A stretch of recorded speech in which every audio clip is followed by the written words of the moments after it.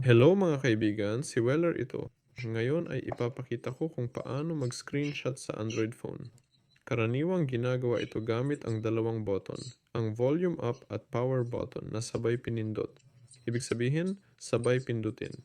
Halimbawa, sa Android phone pwede rin itong gawin gamit gesture. Ganito lang, ganito gawin. At may screenshot na. Ayan, tanggalin ko muna ito. Ayan. O sa settings, pwede tingnan ng iba pang paraan para sa screenshot. Pumunta sa settings.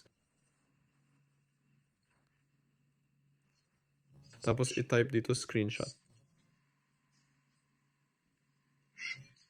Tapos kumuha ng screenshot. At dito pwedeng i-setup ang lahat ng paraan para gumawa ng screenshot. Long press ng home button, long press ng menu button, long press ng back button, tapos volume up button. Mas tama ang power button at home button, power button at menu button, at power button at back button. Dito pwede pumili ng iba't ibang combination. Kasama ninyo si Weller. Paalam sa lahat.